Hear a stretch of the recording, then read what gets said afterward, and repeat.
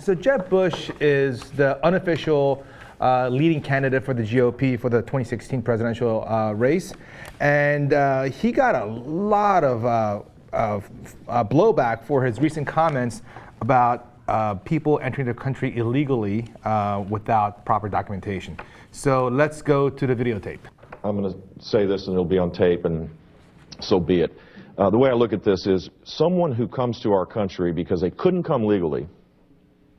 They come to our country because their families, you know, a dad who loved their children was worried that their children didn't have food on the table. And they, you know, wanted to make sure their family was intact. And they crossed the border because they had no other means to work, to be able to provide for their family. Yes, they broke the law, but it's not a felony. It's kind of it's an act of love. It's an act of commitment to your family. I honestly think that that is a different kind of crime that there should be a price paid, but it shouldn't rile people up that people are actually coming to this country to provide for their families.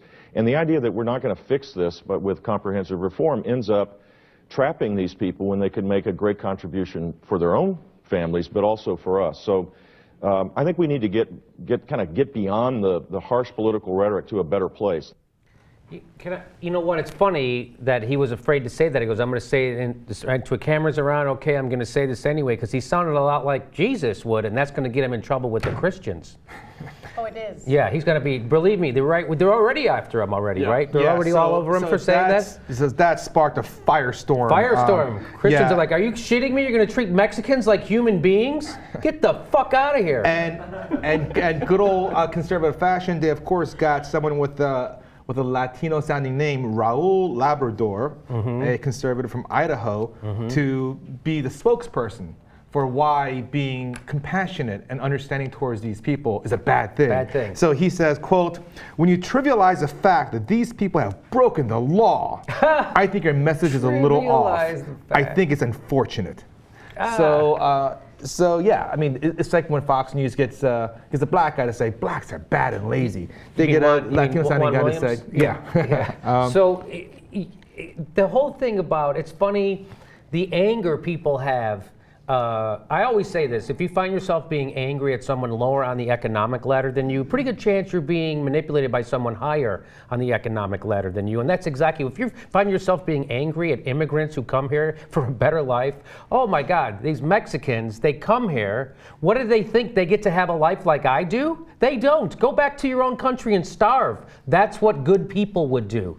Of course not, right? They're going to come here, they want to work. If I couldn't get here and I had to come here illegally, I would come here illegally. You don't think Raul Labrador would come here illegally? Or do you think he would sit in a shithole in Mexico and starve and watch his family not eat? I think he would cross the border and try to come in here, and which is what, but I say to these guys, keep doing this. Go ahead, keep being against, half the country's brown already, all right? So just keep going. There's not enough whiteys to keep you in power, or Uncle Tom Raoul's, okay? So your time is, you're going out, and it's fun to see. It's fun to watch these guys do this.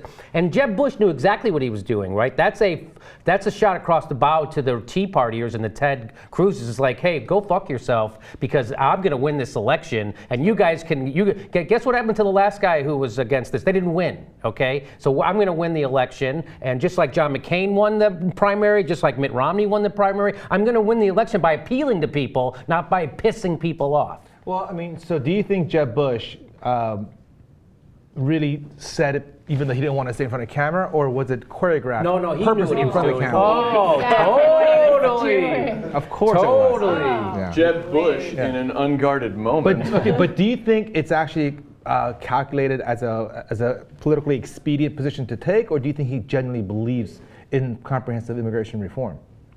I think that everybody believes in comprehensive immigration reform. I think that the people who don't want to do it because they fear they're not going to get the votes of those people. That's the only reason they don't want to let those people become citizens, right? But Jeb Bush knows that I might get them to vote for me. So I think everyone understands we need to have comprehensive immigration reform. It's just that some people are against it for their own selfish reasons, whereas Jeb Bush is like, I could actually use it for my own selfish reasons. Yeah, I mean, this whole issue of immigration from, the U.S.-Mexican border, I mean, it goes it goes back in history. I mean, there used to be a time when they were allowed to come across the border freely. Like, it wasn't an issue at all. And then we had various immigration laws passed over the years that restricted it.